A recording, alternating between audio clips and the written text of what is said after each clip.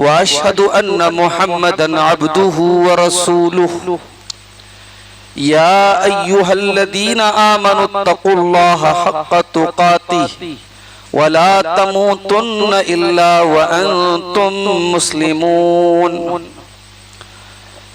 يا أيها الناس اتقوا ربكم الذي خلقكم من نفس واحدة وخلق منها زوجها وبث منهما رجالا كثيرا ونساء واتقوا الله الذي تساءلون به والأرحام إن الله كان عليكم رقيبا يا أيها الذين آمنوا اتقوا الله وقولوا قولا سديدا يصلح لكم أعمالكم ويغفر لكم ذنوبكم ومن يطع الله ورسوله فقد فاز فوزا عظيما أما بعد فإن خير الحديث كتاب الله وخير الهدي هدي محمد صلى الله عليه وسلم وشر الأمور محدثاتها وكل محدثة بدعة وكل بدعة ضلالة وكل ضلالة في النار أعوذ بالله من الشيطان الرجيم بسم الله الرحمن الرحيم يستخفون من الناس ولا يستخفون من الله وهو معهم إذ يبيتون ما لا يرضى من القول وكان الله بما يعملون محيطا.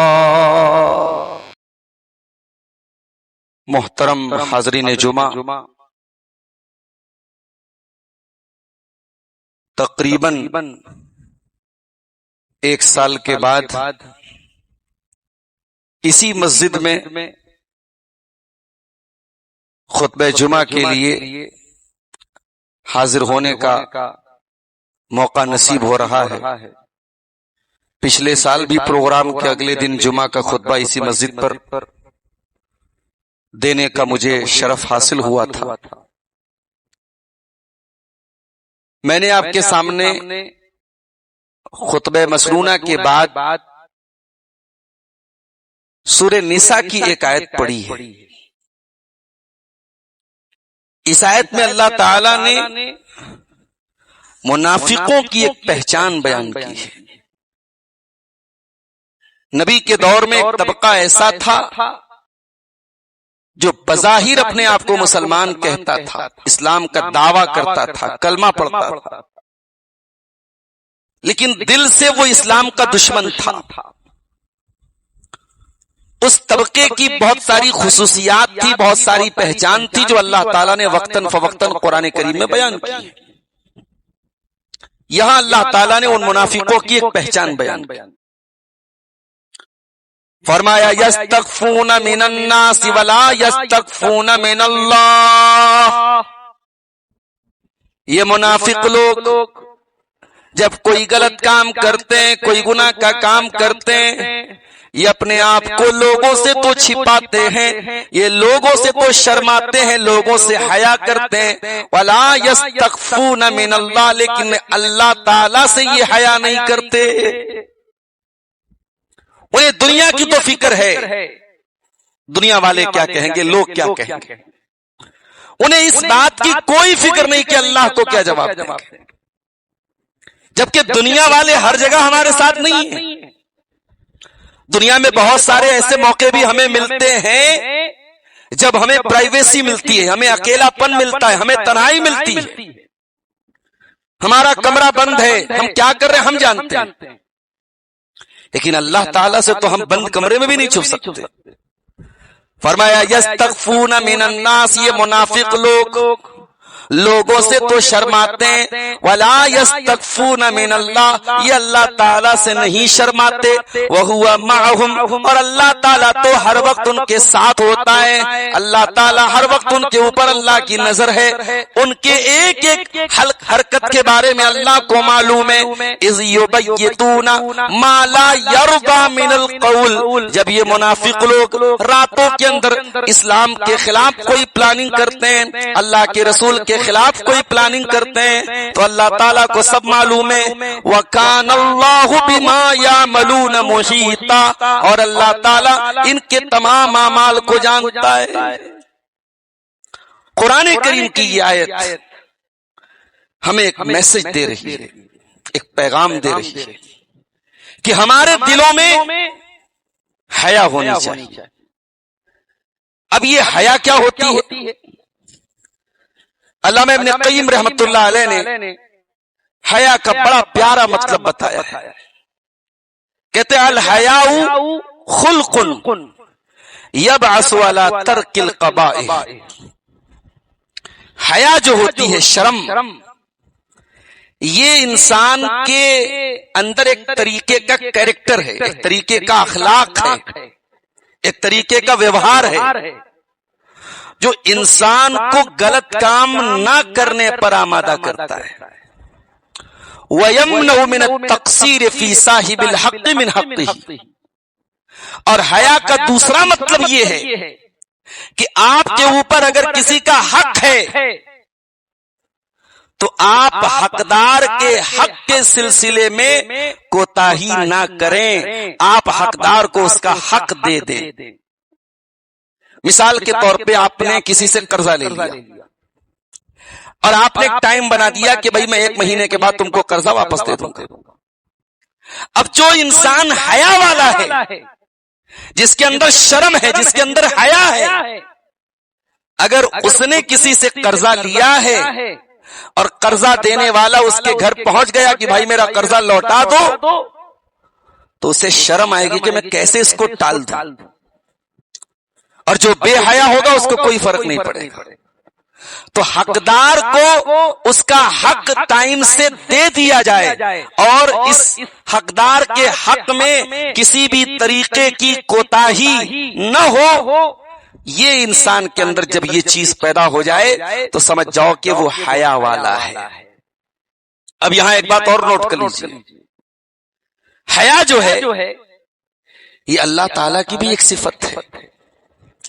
اللہ تعالیٰ کے ایٹریبیوٹس میں، اس کی صفات میں، اس کی وشیشتاؤں میں ایک وشیشتا اور ایک صفت کیا ہے؟ اللہ تعالیٰ حیا والا ہے. آئیے ایک حدیث آپ کو پڑھ کے سناتا ہوں. اللہ کے پیارے نبی فرماتے ہیں ان اللہ حیی کریم یستحیی اذا رفع الرجل یدیہ الیہ. اللہ تعالیٰ بہت حیا والا ہے، بہت کرم والا ہے. جب بندہ اللہ کی بارگاہ میں ہاتھ پھیلاتا ہے، جب بندہ اللہ تعالیٰ کے سامنے ہاتھ پھیلا کے دعا کرتا ہے تو اللہ تعالیٰ کو شرم آتی ہے، اللہ کو حیا آتی ہے. ان یردہما صفرا، کہ اللہ تعالیٰ بندے کے ہاتھ کو خالی لوٹا دے. بندہ اللہ کے سامنے اگر ہاتھ پھیلاتا ہے اللہ خالی نہیں لوٹاتا ہے، اللہ حیا والا ہے. انسان حیا کرتا ہے، انسان کی حیا کمزوری کی وجہ سے بھی ہو سکتی ہے، مگر اللہ تعالیٰ کی حیا کمزوری والی نہیں ہے. اللہ تعالیٰ تو کمال والا ہے، اللہ کامل ہے، اللہ صمد ہے، اللہ بے نیاز ہے. اللہ کی حیا بھی اس کی رحمت کی نشانی ہے. اللہ تعالیٰ اتنا دینے والا ہے، اتنا جواد ہے، اتنا وہاب ہے، اتنا عطا کرنے والا ہے. جب بندہ اللہ کے سامنے ہاتھ پھیلاتا ہے اللہ کو حیا آتی ہے کہ اپنے بندے کو کیسے خالی ہاتھ لوٹائے. اللہ بہت حیا والا ہے اور اسی لیے اللہ تعالیٰ نے ہر قسم کے بے حیائی کے کام کو، ہر قسم کے گندے کام کو، ہر قسم کی زناکاری کو، ہر قسم کی بدکاری کو اللہ نے حرام قرار دے دیا ہے. تو حیا یہ اللہ تعالیٰ کی بھی ایک صفت ہے، اور یہ حیا یہ جناب محمد الرسول اللہ صلی اللہ علیہ وسلم کی بھی ایک صفت ہے. اللہ کے نبی بھی بڑے حیا والے تھے. حضرت ابو سعید خدری کہتے ہیں کان رسول اللہ صلی اللہ علیہ وسلم اشد حیاء من العذراء فی خدرها. اللہ کے پیارے نبی اس کنواری لڑکی سے زیادہ شرم و حیا والے تھے جو کنواری لڑکی پردے میں رہتی ہے. جو پردے میں رہنے والی کنواری لڑکی ہے اس سے زیادہ شرم و حیا والے اللہ کے نبی تھے. اور آپ اتنے زیادہ حیا والے تھے، جب آپ کسی چیز کو ناپسند کیا کرتے تھے تو آپ مارے حیا کے زبان سے کھل کر کے اظہار بھی نہیں کرتے تھے. اگر آپ کو کوئی چیز ناگوار گزرتی تھی رؤی فی وجہی تو آپ کے چہرے سے اندازہ لگ جاتا تھا کہ آپ کو وہ چیز ناگوار ہے. اللہ کے پیارے نبی اتنے حیا والے تھے کہ اگر کوئی چیز ناگوار گزرتی تھی تو آپ زبان سے بولنا بھی مناسب نہیں سمجھتے تھے. آپ کے چہرے سے اندازہ لگ جاتا تھا کہ آپ بہت حیا والے ہیں. تو یہ حیا اللہ کی بھی صفت ہے اور رسول اکرم کی بھی صفت ہے. یہ حیا فرشتوں کی بھی صفت ہے. حضرت عائشہ فرماتی ہیں ایک مرتبہ اللہ کے نبی گھر میں بیٹھے ہوئے تھے اور آپ جو ازار پہنے تھے, جو لنگی پہنے تھے, اس کا کچھ حصہ اٹھا ہوا تھا اور آپ کی ران نظر آ رہی تھی. اتنے میں حضرت ابوبکر صدیق آئے. اللہ کے نبی نے ان کو آنے کی اجازت دی اور اسی حال میں بیٹھے رہے. تھوڑی دیر کے بعد حضرت عمر فاروق رضی اللہ تعالیٰ عنہ آئے. اللہ کے نبی نے ان کے بھی سلام کا جواب دیا اور اسی حال میں بیٹھے رہے. پھر کچھ دیر کے بعد اللہ کے نبی کے داماد حضرت عثمان غنی رضی اللہ تعالیٰ عنہ تشریف لائے. جب اللہ کے نبی کو پتا چلا کہ عثمان آئے, اما عائشہ فرماتی ہیں آپ نے اپنے کپڑے کو ٹھیک کر لیا, آپ نے اپنی ران کو ڈھانپ لیا, آپ سیدھے بیٹھ گئے اور آپ نے کہا عثمان کو آنے دو. حضرت عائشہ کہتی ہیں مجھے یہ منظر بڑا عجیب لگا. میں نے بعد میں اللہ کے نبی سے پوچھا اے اللہ کے نبی, حضرت ابوبکر صدیق کے آنے پر تو آپ نے اپنا کپڑا ٹھیک نہ کیا, عمر فاروق کے آنے پر تو آپ نے اپنا کپڑا ٹھیک نہ کیا. اے اللہ کے نبی کیا بات تھی؟ عثمان غنی کے آنے کے بعد آپ نے کپڑا کیوں ٹھیک کر لیا؟ آپ نے اپنی ران کو کیوں ڈھانپ لیا؟ آپ نے فرمایا اے عائشہ الا استحیی من تستحیی منہ الملائکہ, اے عائشہ کیا میں اس انسان سے حیا نہ کروں, کیا میں اس انسان سے شرم نہ کروں جس سے فرشتے بھی حیا کرتے ہیں, جس سے فرشتے بھی شرم کرتے ہیں. پتہ یہ چلا عثمان غنی رضی اللہ تعالیٰ نے اتنے حیا والے تھے کہ فرشتے بھی ان سے حیا کرتے تھے. اور جانتے ہو عثمان غنی کون ہے؟ آج لوگ کربلا کی بات کرتے ہیں, کالے کپڑے پہنتے ہیں, تعزیہ نکالتے. صاحب کیوں؟ کہتے کربلا کے میدان میں حسین رضی اللہ عنہ شہید ہو گئے, رسول کے نواسے شہید ہو گئے. ہو لوگوں, حضرت حسین رضی اللہ تعالیٰ عنہ تو سن 61 ہجری میں شہید ہوئے تھے. ان سے آپ اور پیچھے چلے جائیے. سن 35 ہجری میں نبی کا وہ داماد جس کے نکاح میں نبی کی 2 بیٹیاں آئی تھیں.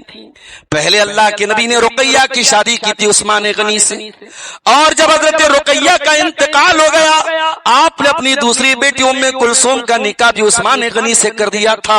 اور عثمان غنی پورے مانو اتہاس میں, پوری انسانی تاریخ میں وہ اکلوتے انسان ہے جن کے نکاح میں کسی نبی کی 2 بیٹیاں آئی تھیں. وہی عثمان غنی 80 سال کے بوڑھے ہو چکے ہیں, مسلمانوں کے خلیفہ ہیں, امیر المومنین ہیں, اور کچھ ظالموں نے ان کے خلاف ایسی سازش رچی کہ ان کے اپنے گھر میں ان کو بھوکا پیاسا رہنے پر مجبور کر دیا, اور بڑی بے دردی کے ساتھ عثمان غنی کو روزے کی حالت میں اور قرآن پڑھتے ہوئے شہید کر ڈالا.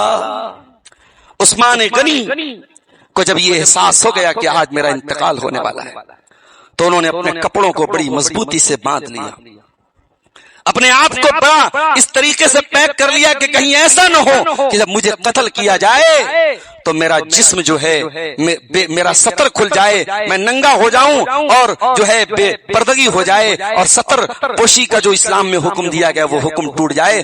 عثمان غنی اتنے حیا والے تھے. اللہ کے نبی نے فرمایا عائشہ کیا میں اس عثمان سے حیا نہ کروں جس سے فرشتے بھی حیا کرتے ہیں؟ میرے بھائیوں, یہ حیا اللہ کی بھی صفت ہے, یہ رسول کی بھی صفت ہے, اور یہ فرشتوں کی بھی صفت ہے. اسی لیے اللہ کے نبی حیا کو ایمان کا ایک حصہ قرار دیتے ہیں. اللہ کے نبی فرماتے ہیں الحیاء شعبۃ من الایمان, حیا تو ایمان کا ایک حصہ ہے. اور ایک اور حدیث میں اللہ کے نبی فرماتے ہیں کہ حیا اور ایمان دونوں کا چولی دامن کا ساتھ ہے. الحیاء والایمان قرنا جميعا, حیا اور ایمان دونوں ایک دوسرے کے ساتھ لگے ہوئے, دونوں ایک دوسرے کے ساتھ جڑے ہوئے. جب انسان کے اندر سے حیا نکل جائے تو انسان کے اندر سے ایمان بھی نکل جاتا ہے, جب انسان کے اندر سے ایمان نکل جائے تو حیا بھی نکل جاتی ہے. اگر آپ ایمان والے ہیں, ایک مرد ایک عورت اگر ایمان والا ہے ایمان والی ہے تو اس کے اندر حیا بھی ہونی چاہیے. میرے پیارے ساتھیوں حیا کا ایمان کے ساتھ بڑا گہرا تعلق ہے. اور یہ بھی سن لیجئے دو جگہ ایسی ہے جہاں آپ کو حیا نہیں کرنا ہے. ایک حیا جب مسئلہ دین سیکھنے کا آ جائے تب آپ کو حیا نہیں کرنا ہے. آپ کو طہارت کا مسئلہ معلوم کرنا ہے, آپ کو پاکی ناپاکی کا مسئلہ معلوم کرنا ہے, آپ کو مرد و عورت کا کوئی پرائیویٹ مسئلہ ہے جو نہیں جانکاری ہوگی تو آپ غلط چیز میں پڑ جائیں گے. وہاں پہ آپ شریعت کا صحیح مسئلہ معلوم کیجئے. اللہ کے نبی کے پاس انصار کی عورتیں آیا کرتی تھیں, کبھی حیض کا مسئلہ پوچھتی تھی, کبھی نفاس کا مسئلہ پوچھتی تھی, کبھی منی اور مزی کا مسئلہ پوچھا کرتی تھی. حضرت عائشہ فرماتی ہیں انصار کی عورتیں اس معاملے میں بہت اچھی ہیں. لا یمنعن الحیاء ان یتفقهن فی الدین, وہ دین سیکھنے کے معاملے میں شرماتی نہیں ہیں, وہ دین سیکھنے کے معاملے میں حیا نہیں کرتی ہیں. تو ایک تو آپ کو دین سیکھنے کے بارے میں حیا نہیں کرنا ہے, اور دوسری جہاں آپ کو حیا نہیں کرنا ہے جب دین کے بارے میں آپ سے کوئی بات پوچھی جائے اور آپ کو اس مسئلے کی جانکاری نہیں ہے تو لا عالم کہنے میں بھی حیا نہیں کرنی چاہیے. آپ سے کوئی مسئلہ کسی نے پوچھ لیا, کوئی بات پوچھ لی اور آپ کو جانکاری نہیں ہے, معلومات نہیں ہے, تو سیدھا سا جواب کیا دینا ہے؟ لا عالم, میں نہیں جانتا, I don't know, I have no knowledge, مجھے نہیں معلوم. اور یہ صرف عام لوگوں کے لیے مسئلہ نہیں ہے, یہ علماء کے لیے بھی مسئلہ ہے. ضروری نہیں کہ ہر سوال کا جواب دیا جائے. امام مالک رحمۃ اللہ علیہ جیسا بڑا عالم, اپنے دور کا امام اور 40 سال تک نبی کی مسجد میں بیٹھ کر حدیث کا درس دینے والا انسان, امام مالک رحمۃ اللہ علیہ, ان کے پاس لوگ مسئلہ پوچھنے آتے تھے. کبھی کبھی ایسا بھی ہوتا تھا کہ 40 مسئلہ پوچھا گیا اور 39 مسئلے کے بارے میں امام مالک نے کہا لا ادری, نو نالج, آئی ڈونٹ نو. 39 مسئلے کے بارے میں امام مالک کہتے تھے میں نہیں جانتا, 40 کا جواب دیتے تھے. آج تو صاحب ہم تو چیٹ جی پی ٹی سے مسئلہ پوچھ رہے ہیں, ہم تو انٹرنیٹ سے مسئلہ پوچھ رہے ہیں, ہم تو یوٹیوب پر اپنے مسئلے کو ٹائپ کر کے یوٹیوب سے جواب نکالنا چاہتے ہیں. یاد رکھو میرے پیارے ساتھی, ابھی تو آپ نے اے آئی کی بڑی شروعاتی شکلیں دیکھی ہیں. ابھی تو اے آئی اپنے بگننگ موڈ میں ہے, ابھی پرو موڈ میں نہیں آیا ہے اے آئی. ابھی جب یہ پرو موڈ میں آئے گا اے آئی تو آپ حیران ہو جائیں گے کہ کیا ہو رہا ہے. لیکن اے آئی جتنی بھی ترقی کر لے, انٹرنیٹ جتنی بھی ترقی کر لے, عالم کا الٹرنیٹ یہ انٹرنیٹ نہیں ہو سکتا میرے ساتھی. عالم کا الٹرنیٹ یہ اے آئی نہیں ہو سکتا. آپ کو اے آئی سے نہیں علماء سے مسئلہ پوچھنا ہے, علماء سے دین سیکھنا ہے. اللہ کے پیارے نبی فرماتے ہیں ان اللہ لا یقبض العلم انتزاعا ينتزعه من العباد, اللہ تعالی دنیا سے علم کو اچانک نہیں اٹھائے گا, ولکن یقبض العلم بقبض العلماء, بلکہ اللہ تعالی دنیا سے علماء کو اٹھا لے گا حتی اذا لم يبق عالما, یہاں تک کہ جب علماء دنیا سے چلے جائیں گے. اتخذ الناس رؤوسا جہالا, لوگ جاہلوں کو اپنا سردار بنا لیں گے. کس کے فیس بک پر فالوور زیادہ ہیں, کس کے یوٹیوب پر سبسکرائبر زیادہ ہیں, کس کے فالوور زیادہ ہیں, کس کو دیکھنے والے زیادہ ہیں, یہ معیار بن جائے گا صحیح اور غلط کا, اور اس کی بنیاد پر لوگ کسی کو اپنا آئیڈیل مان لیں گے. میرے پیارے ساتھیوں, کتنے بڑے بڑے علماء ہیں بیچارے, قرآن کے خادم تھے, حدیثوں کے خادم تھے, قرآن پڑھنا پڑھانا, حدیثیں پڑھنا پڑھانا ان کا اوڑھنا تھا, ان کا بچھونا تھا. زندگی کھپ گئی اور ایک چھوٹے سے بند کمرے میں رہ گئے, نہ انٹرنیٹ کو جانا, نہ یوٹیوب کو جانا, نہ دنیا کو جانا. کیا ان کا درجہ اللہ کے کم ہو جائے گا؟ کیا ان کا مقام اللہ کے کم ہو جائے گا؟ نہیں میرے پیارے ساتھیوں, پہچانو علماء کو, پہچانو علماء کا مقام جاہلوں کو نہ دو, علماء کا مقام ایسے لوگوں کو نہ دو جنہوں نے نہ مدرسے کی تعلیم حاصل کی ہے, نہ اساتذہ کے سامنے زانوئے تلم مستح کیا ہے, نہ عقیدے کی کتابیں پڑھی ہیں, نہ حدیث کی کتابیں پڑھی ہیں. 4 کتابیں پڑھ کے کسی نے ممبر سنبھال لیا, کسی نے محراب سنبھال لیا, کسی نے اسٹیج سنبھال لیا, اور ایسے لوگوں کو ہم علماء کا درجہ دے دیتے ہیں. خبردار, نبی نے فرمایا جب لوگ جاہلوں کو علماء کا درجہ دے دیں گے اور جاہلوں کو اپنا سردار بنا لیں گے, ان سے فتوے پوچھیں گے, فضلوا وازلوا, خود بھی گمراہ ہوں گے اور دوسروں کو بھی گمراہ کریں گے. تو اگر آپ کو مسئلہ معلوم نہیں ہے آپ علماء سے کانٹیکٹ کیجیے. مسئلہ معلوم نہیں ہے، دین کا مسئلہ ہے، حلال حرام کا مسئلہ ہے، اپنے من سے حلال مت کیجیے. مجھے معلوم ہے میں ٹانڈے کی سرزمین پر کھڑا ہوں اور یہاں ایک بہت بڑی تعداد ماشاءاللہ چاول کا کاروبار کرتی ہے. کاروبار کوئی نئی چیز نہیں ہے، کاروبار نبی کے دور میں بھی ہوتا تھا.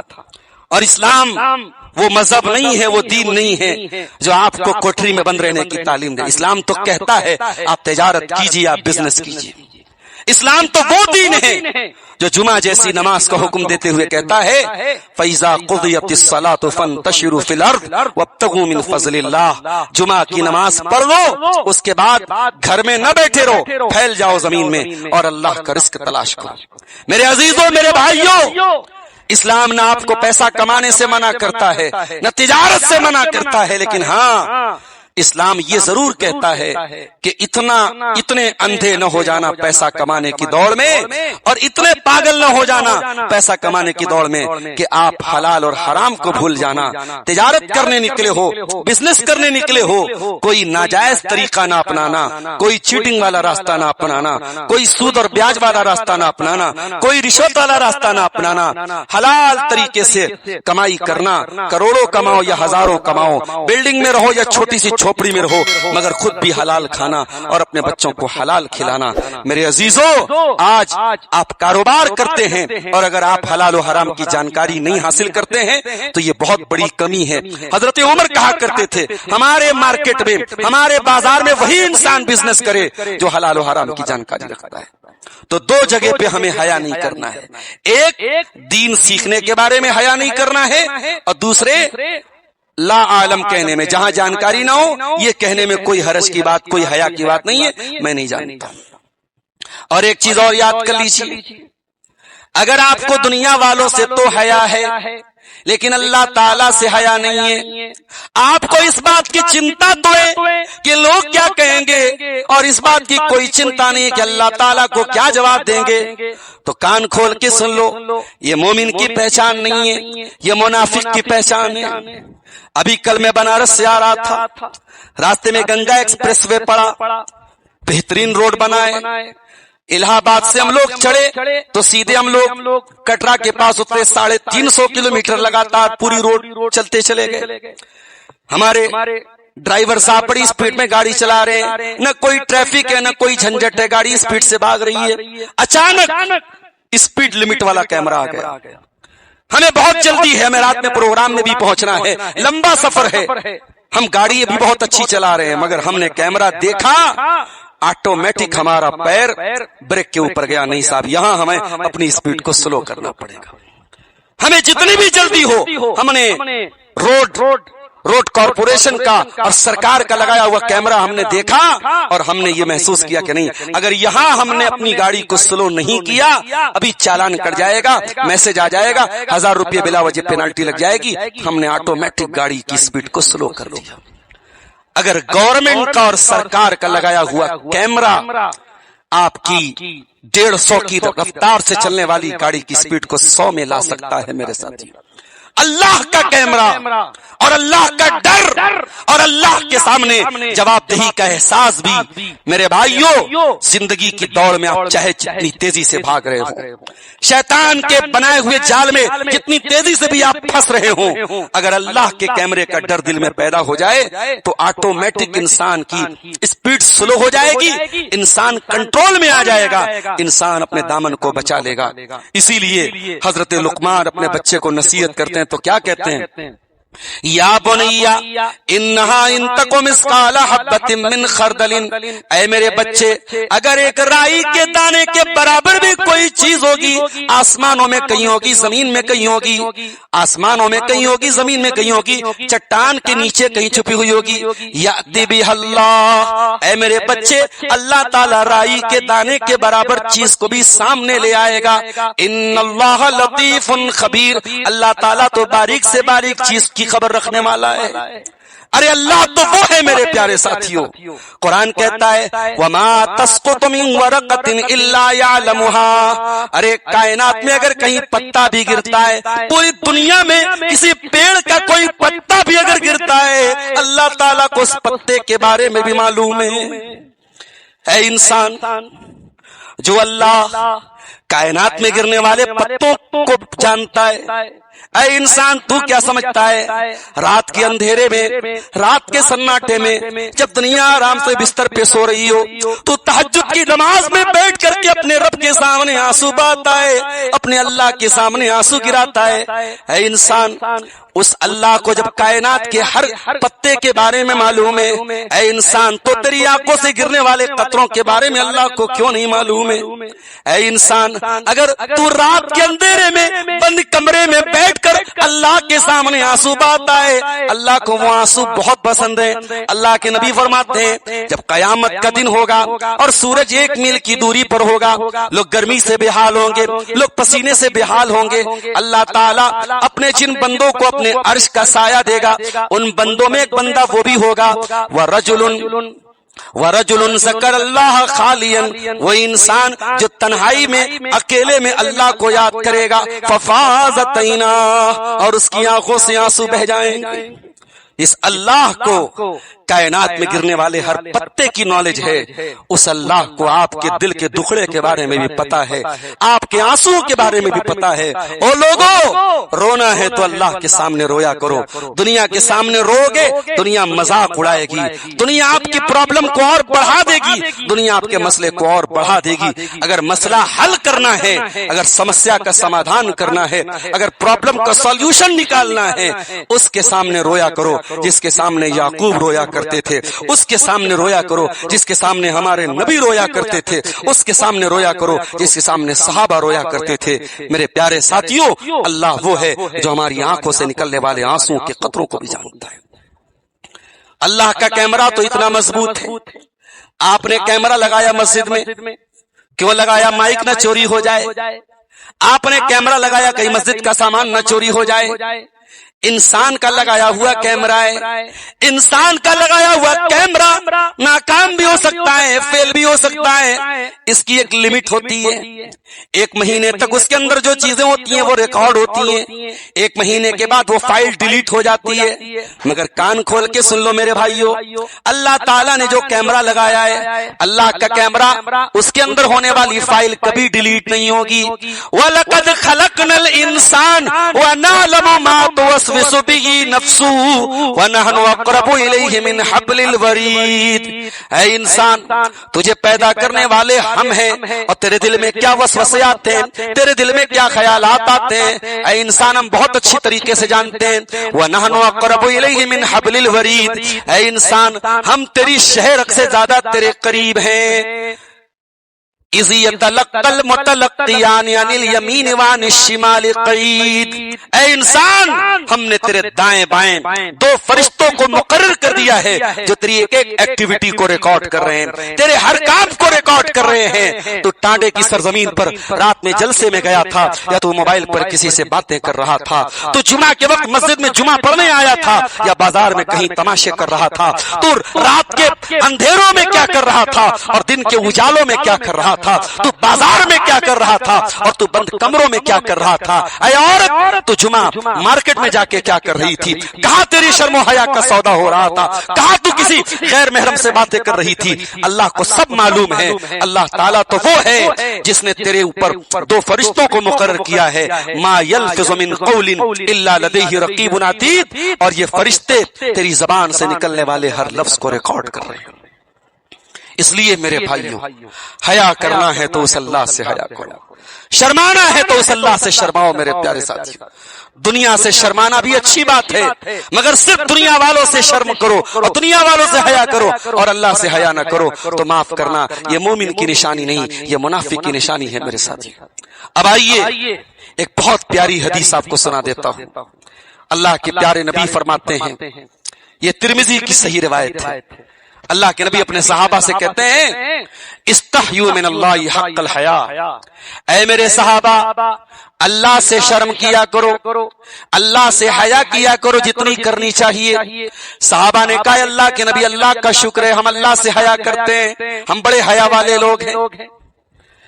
اللہ کے نبی نے کہا اے میرے صحابہ میں جس حیا کی بات کر رہا ہوں تم اس کا مطلب نہیں سمجھے، میں مانتا ہوں تم حیا والے ہو لیکن میرے کہنے کا مطلب کیا ہے کان کھول کے سن لو۔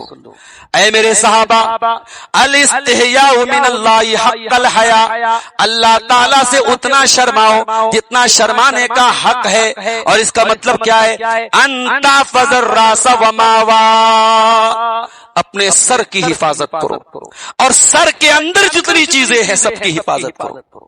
سر کی حفاظت کا کیا مطلب ہے؟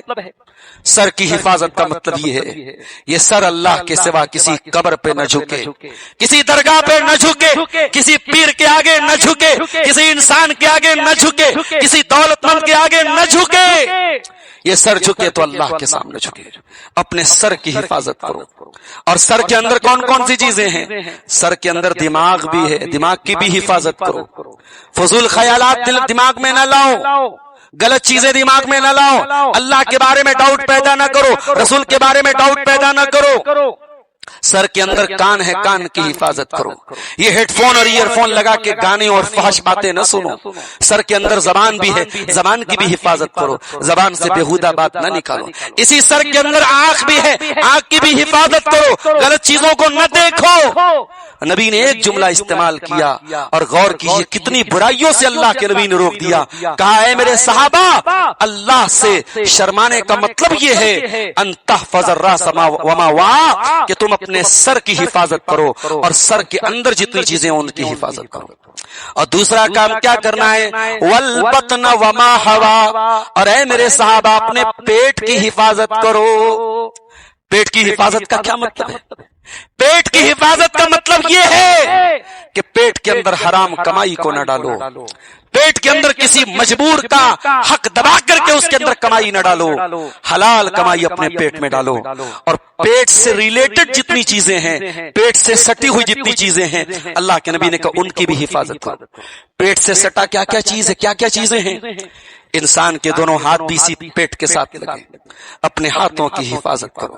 اے موبائل کو ٹچ کرنے والوں کہاں ٹچ کر رہے ہو؟ تمہاری انگلیاں کیا ٹچ کر رہی ہیں اللہ کو سب معلوم۔ تم موبائل سے ڈاٹا ڈیلیٹ کر سکتے ہو، تم براؤزر کی ہسٹری ڈیلیٹ کر سکتے ہو، تم واٹس ایپ کی چیٹنگ ڈیلیٹ کر سکتے ہو، تم انسٹاگرام کے میسیجز ڈیلیٹ کر سکتے ہو، لیکن تمہاری انگلیوں نے جو ٹچ کیا ہے اللہ کے وہ سب ریکارڈ ہو رہا ہے۔ حتی اذا ما جاؤوها شہید علیہم سمعہم وابصارہم وجلودہم بما کانوا یعملون۔ قیامت کے دن جب انسان اللہ کے پاس جائے گا اس کا کان گواہی دے گا، اس کی آنکھیں گواہی دے گی اور انسان کی چمڑی گواہی دے گی۔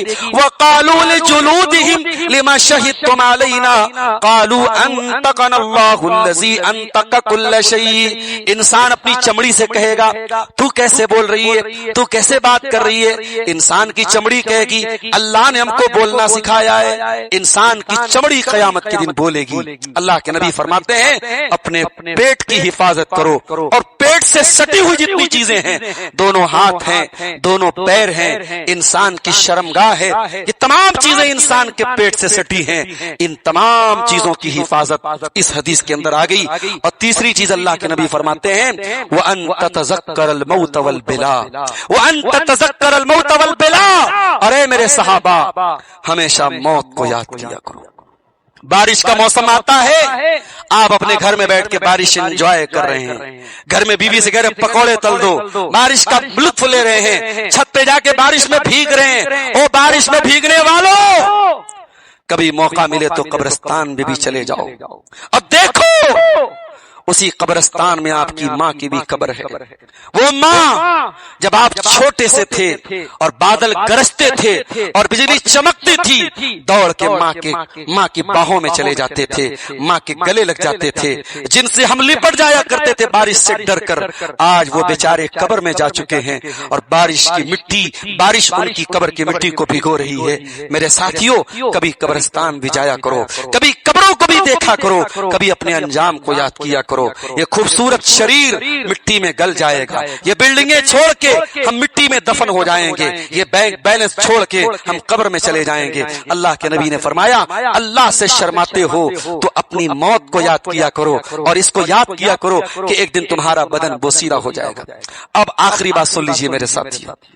آپ نے حیا پر بہت ساری باتیں سنی اور الحمدللہ مسلمان کہیں نہ کہیں دوسروں کے مقابلے میں حیادار ہوتا ہے. مگر معاف کیجئے گا اب دھیرے دھیرے ہماری قوم بھی بے حیائی کے راستے طے کر رہی ہے. آپ انٹرنیٹ پر ایک بڑی تعداد میں مسلمان لڑکیوں کی آئی ڈی پائیں گے جو اپنی ناز و ادا دکھا رہی ہیں اور ان لڑکیوں کے نام میں عائشہ لگا ہے, ان لڑکیوں کے نام میں فاطمہ لگا ہے, ان لڑکیوں کے نام میں خدیجہ لگا ہے. مسلمان گھر کی لڑکیاں ہیں, باپ نمازی ہے, ماں تہجد گزار ہے اور لڑکی انسٹاگرام پر اپنی ناز و ادا دکھا رہی ہے.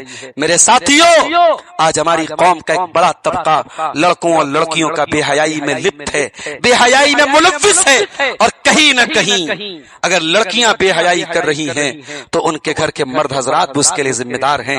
اللہ کے نبی نے فرمایا قیامت کے دن 3 ایسے بد نصیب لوگ ہوں گے جن کی طرف اللہ تعالیٰ قیامت کے دن دیکھے گا بھی نہیں, نہ ان سے بات کرے گا, نہ ان کو پاک اور صاف کرے گا. نمبر 1 المرأۃ المترجلہ, مردوں کی نقل کرنے والی عورت. نمبر 2 العاق لوالدیہ, اپنے ماں باپ کو ستانے والا. اور نمبر 3 الدیوس, وہ بے غیرت آدمی الذی یقر فی اہلہ الخبث, جو اپنے گھر والوں کی بے حیائی اور بے پردگی پر اسے کوئی فرق نہ پڑتا ہو.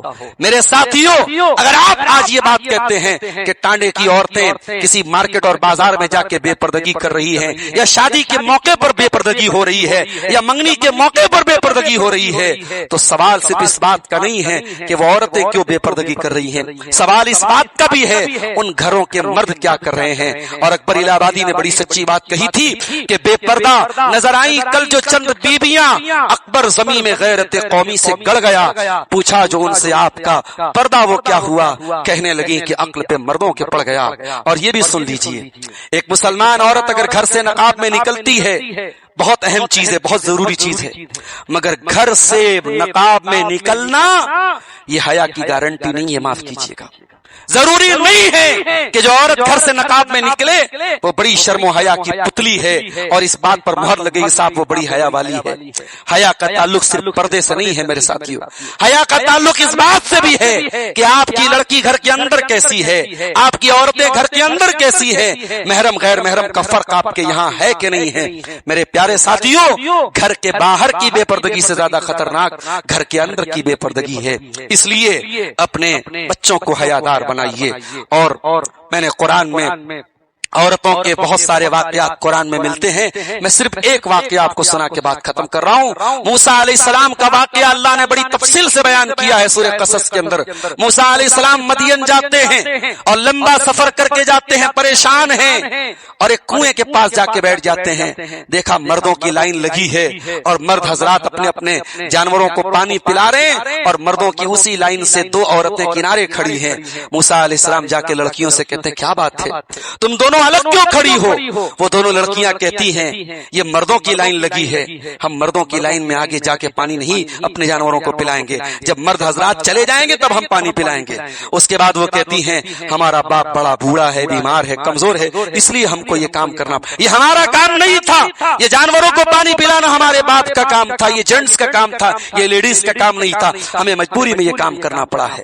موسیٰ علیہ السلام آگے بڑھے, ان دونوں عورتوں کی بکریوں کو پانی پلایا اور جب وہ عورتیں جانے لگی موسیٰ علیہ السلام کو تھینک یو تک نہیں بولا, جزاک اللہ تک نہیں بولا, شکریہ تک نہیں بولا. موسیٰ علیہ السلام نے ان عورتوں کے شکریہ کا انتظار نہیں کیا.